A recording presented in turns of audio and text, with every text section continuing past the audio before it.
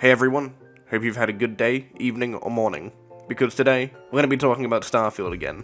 But don't you worry, this will probably be the last time, or one of the last times we need to talk about it for a bit, because guess what, Activision Blizzard deal has come up again, with some new details. I'll give you the quick part of it. PlayStation wanted exclusivity for either Bethesda games outright or just Starfield, so Xbox decided in that moment to buy them outright. That is what I call a power play move. But with all that being said, it gives you a really good insight into how these companies work and business strategies to get ahead of competitors and keep toe-to-toe with each other. But that is not the point of this video. We're taking a look at a fanboy that can never stop talking about Starfield. The video is over 15 minutes and we've spoke about him recently. His name is Amazing Lucas, and nothing brings me more joy to see him on the channel more often, because God knows he needs it. But with all of this being said, let's go take a look at his video, and to see his criticisms of Starfield. 25 years in the making for this? Oh my, that is a 2016 fucking intro. Jesus Christ, I was not expecting that going in. Oh my goodness. So let me start off this video by saying, listen. To any of my Australian viewers out there, as I know I'm not the only Australian that sees this, he really does look like the type of guy to work at Bunnings Warehouse and give you 20% off a potted plant. Or, hear me out, he could be the type of guy to sit outside the Bunnings and offer you a snag. Because we all know that $2 snag goes hard. The most finest dish an Australian can ever be offered. Who knew $1 could take you so far? I want Xbox to win. I know many people call me a Sony pony, and that's fine, because Sony is where the games are. But I want... Shit, you ain't wrong. Action-adventure games is all Sony has now. Please to God, just bring back Killzone. I will do anything to play a game like that again. It is the only PlayStation game I've properly played. Even though it was only for a couple hours, I still enjoyed my time with it. Xbox to win, because if Xbox wins, then Sony wins double, alright? Because if Xbox starts putting out actual quality games and exclusives, then Sony will put out even more. Thank you for describing how competition works. I didn't know we need it, but we need it. I thank you very much for making us all a little bit smarter. Okay, so this is a win-win for PlayStation owners. Now, Xbox has been winning recently. I think the most recent game was Redfall? Oh wait, no, never mind. Now, PlayStation has been winning recently. One of their most recent games, what was it? Forspoken? Wow, that game did so well.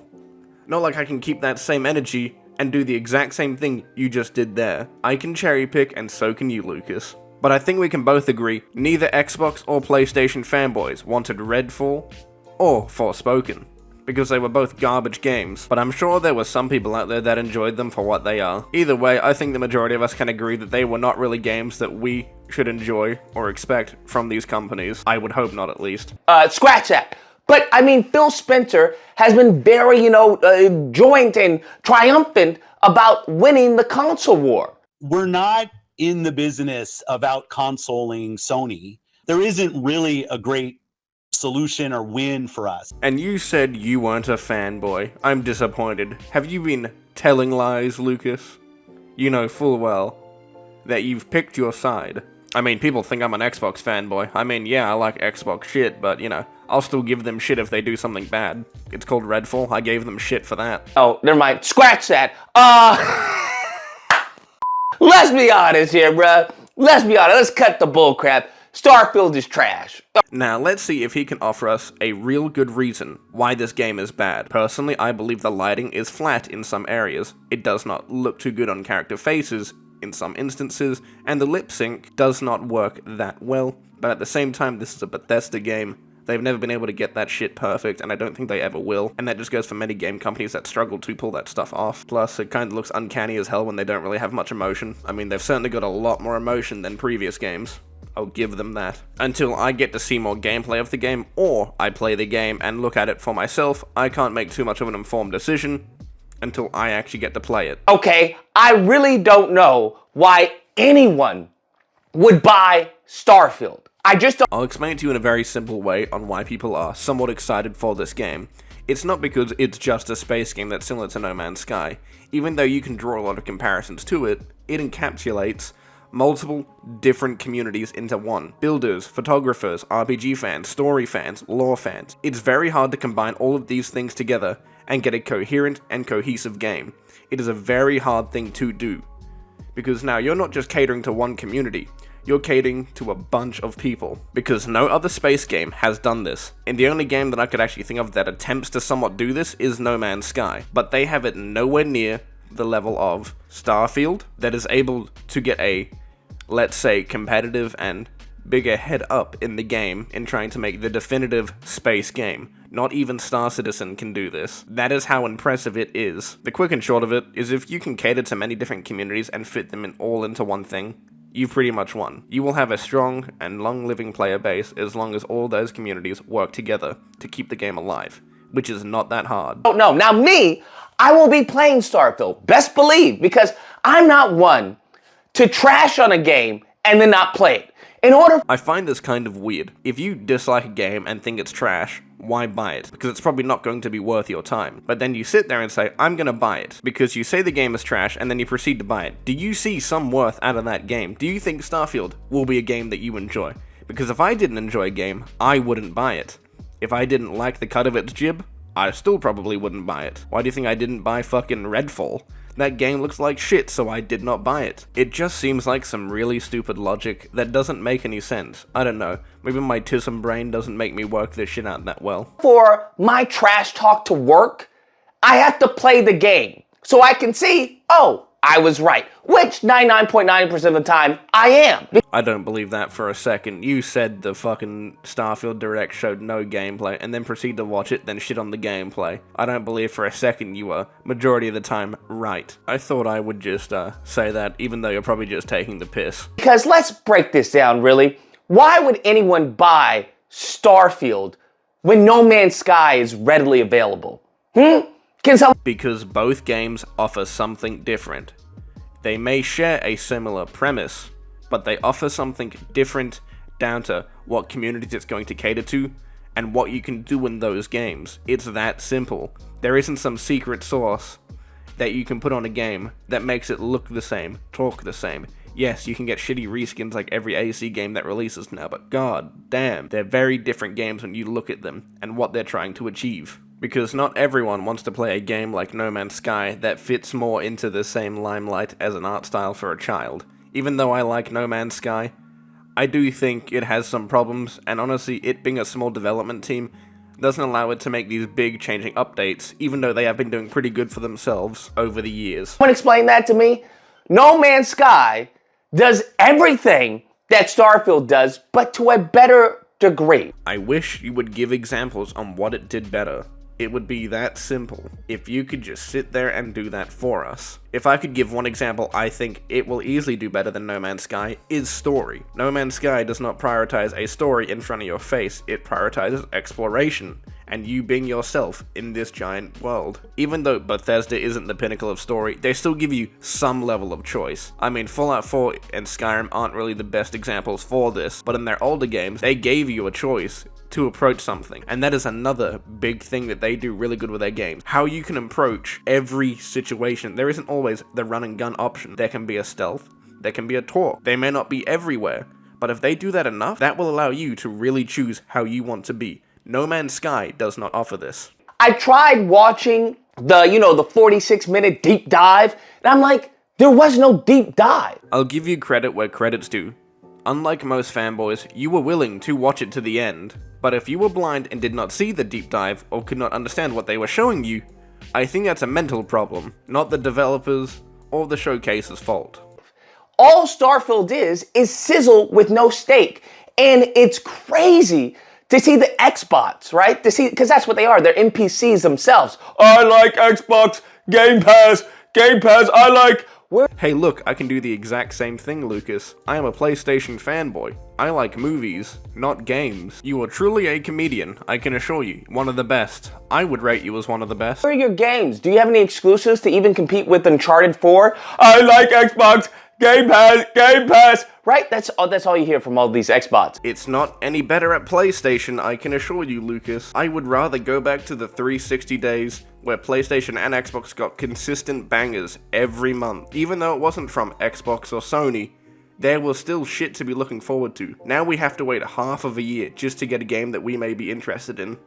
Or even longer, it may not even come out this year. To my knowledge, the only proper exclusive Sony has this year is Spider-Man. I could be wrong, there could be more. I personally don't know, as I don't look at Sony too often. But all I know about it is that Spider-Man is the only in-house exclusive this year that they'll be getting. On the other hand, Xbox will be getting Starfield, Stalker 2, and a couple other games. So they're the only ones that I really care about. So if I did miss any exclusives and you make it this far in the video, please leave a comment and let me know for both sides, Xbox and Sony. And I watched this deep dive, and I'm looking, right? I have an Xbox. I got it as a joke because I lost a bet. I kind of find that funny. How the fuck did you lose a bet?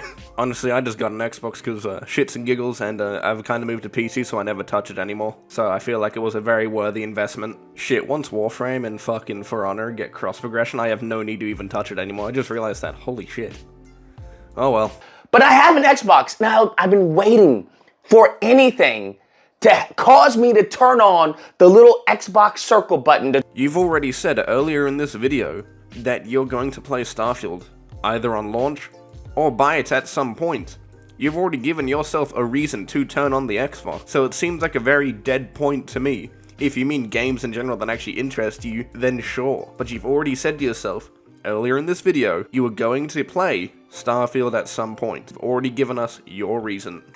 But nevertheless, I've been waiting for something. Please give me a game so I can turn it on. Anything. And I thought Starfield was going to be the game. That's a lie. I never thought Starfield was going to be the game. It looked trash when they presented it, and it looks even more trash now. Because why would you buy this game? Give me a reason. I'm hearing a lot of people say a whole bunch of features, not actual gameplay. Oh my god, not like gameplay is a feature itself, or a mechanic, whichever way you word it, it's the same thing. Oh my, Lucas, you're truly a man that brings me joy. I'm going to repeat myself again, but like I said earlier, the game is covering multiple different forms of playstyles all into one, from base building, photography, and all these other things that make it truly something that other games like No Man's Sky cannot repeat.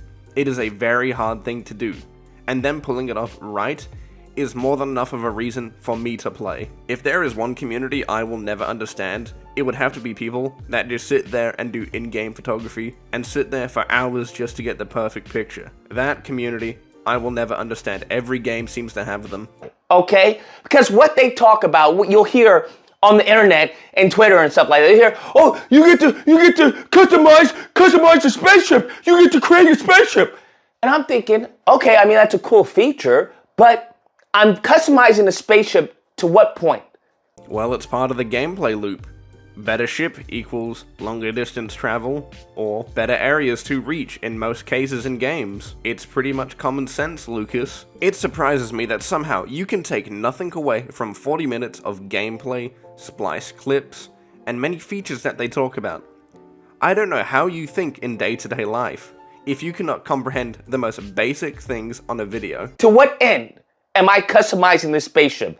That I'm putting the rockets on and having this on, and what? For what? There's a very simple answer. Personal choice. Personal freedom. It's your choice to customize. It's your choice to progress, to make things faster, slower, better. If you need to have your hand held every 2 seconds, I do not believe you'll be able to play many games. Even though Bethesda normally holds your hand from quest markers to telling you exactly where to go to grab an item, you still get a choice to express yourself in that game, either in your character, or the stuff you wear, or the stuff you do. If there is a way to improve yourself to make killing something faster, improving something to make you carry more, it is that simple. That is the incentive to go do it. To min-max yourself to the point of being able to do a lot more things. To explore a barren world, and the worlds are barren. Best believe. Show me any gameplay where it's like, oh wow, that looks like a completely populated and, explorable world. I don't know why you're asking for so much. You're asking for every foot of the world to be something going on. And they've said themselves, inside these templates, there will be areas that are more than likely made just to have instances and many random encounters to happen. Plus, it's just basic fucking logic that humans can't touch everything at one fucking time. If we could do that, we wouldn't be on this planet right now just twiddling our thumbs in our hands shitposting about which plastic box we like more. World. None. Even bootleg Michael Bay, what's his name, Todd Howard, Based. has come out and said that, hey, you know, many of the planets are going to be barren because that's what it is. You're living this science fiction explorer fantasy, and sometimes that's being on a barren planet. He just told you the design logic on why they made that decision in development. And of course, it's common sense they can't cover everything. That's why they do instancing and random encounters. It's such an easy thing to do on a template. Even I can do it. You know, just for shits and giggles, if you boys really want to see a video on that, I will give you a 15-minute video showing you how to make a template, instances, and many other things on a singular template to make it infinitely replayable. And nothing is going on. And nothing is going on. And nothing is going on. This is nothing more than a shallow cash grab. Fuck, 8 years for a cash grab? Damn, that seems like a really worthy investment to get a lot of people's money for doing the most bare minimum effort possible. Come on, you could have used that argument on Redfall, and I would have 100% agreed with you. Redfall does not deserve anyone's money. And I hate to see Xbox being abused like this, okay? It's like seeing a child with Down syndrome, you know, and someone's teasing it. It's like, hey, leave the kid alone, all right? Leave the kid alone. And it's the same thing I see with Xbox, and they're so excited. All these Xbox are so excited, and they think PlayStation fans are salty. They think we're coping. And I'm just like, of course you guys were. What was it, JTech or JDub? I don't really fucking know. To me, they're just the same person at this point. Yeah, I'm gonna correct myself on that from last video. One of them left their stream as soon as the direct happened. I don't think he was too happy hearing that Starfield may be a good piece of competition for Sony's games. Or Dreamcast guy absolutely shitting on it while being an absolute dumbass when it comes to his points he takes. Can you see why people say you people are coping? Because some of you are representing the majority of you people. Because when people like King Trash, JDub, JTech, Salt King, and all those represent the rest of you, you all look like dumbasses. do you not know we have Spider-Man in the pipeline? Do you not know we have Final Fantasy in the pipeline? Do you not know that we have Wolverine in the pipeline? If anything, we are like the older brother trying to help. Oh my god, did you not know we have Fable in the pipeline, Stalker 2 in the pipeline, Starfield in the pipeline? I can do the exact same thing as you. That does not make it a good point. Just because there are games in the pipeline does not mean it's going to do the exact same thing as Starfield. If you mean it could perform better, maybe. I mean, I think Spider-Man could be equal or perform better than it. Our Down syndrome, you know, little brothers. Like, hey, this is how you do it, okay? 1 + 1 is 2, not 65. Thousands of planets. No Man's Sky has, what, 18 quintillion planets? I don't really think the amount of planets really changes anything. 1,000 is more than enough to keep us occupied for 10-20 years, before we can truly understand what each tile set can do on those planets, and how they environmentally act with each other. And these mofos are excited about thousands of planets. Here's the thing, what's crazy to me is how far behind Starfield is. I mean, let's look at this. There's no enemy variation, you know. Until we actually get our hands on the game, I don't think we'll really know how much of enemy variety we will get. All that we know so far is that there is robot, human, and alien. Or if you want to, you know, add an extra one, plant. But until we actually see how each one interacts and how they treat each other in the environment, we won't really know. People are so excited. Oh, you get to have scopes and you get to have rifles and shotguns. I'm like, yeah, you have these basic guns, but for what purpose? Why do you have all these weapons? For what? It's meaningless. There's no enemy variety. All the enemy are humans. Think about this. Starfield, Galaxy, all the people in the game are human. Have they showed you one alien? Yes, they have shown us aliens, if you mean intelligent aliens that aren't just, you know, basic animal variety. Then sure, then there's a problem. But I'm sure that will be answered in the game at some point. All of them human. And I'm just like, what? How does that make any sense? Okay? Makes no sense. None whatsoever. So they keep talking about... Honestly, I think it would be a pretty cool concept to explain many forms of, like, science concepts that we have in the modern day, like Fermi paradox and all that. That should actually be pretty cool. I personally wouldn't mind that. It would be very shocking to see a Bethesda game without a lot of enemy variety. They have never failed on that front. So I don't know why you keep saying that there's going to be no enemy variety. They've shown more than enough. It just depends if they act different from each other. That is all you really need. This upgrade, but I'm like, upgrade for what?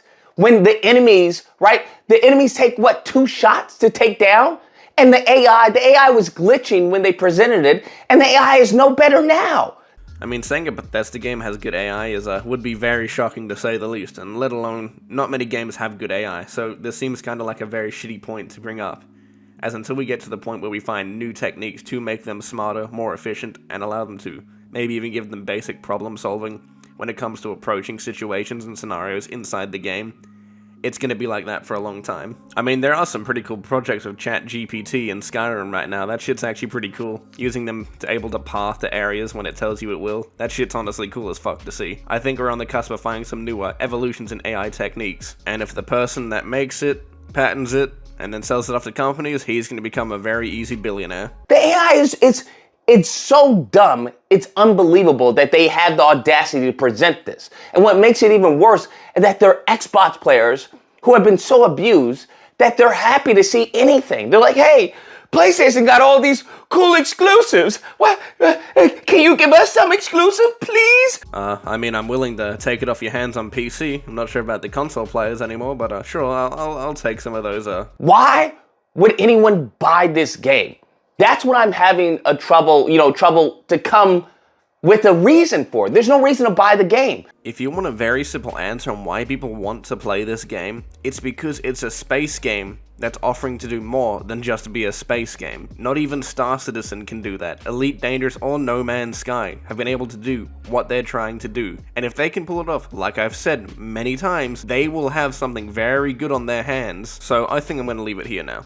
I think this video has gone on long enough, as he only continues to repeat himself for the last 5 minutes. If you want to, you can probably go find the video on his channel, if he's not getting hacked. Either way, that is it. And if you can, I would appreciate it if you subscribed. I'm close to hitting 1,000, that means I get monetized, so give me more of an incentive to upload more often. With all that being said, you guys take care. Have a great day.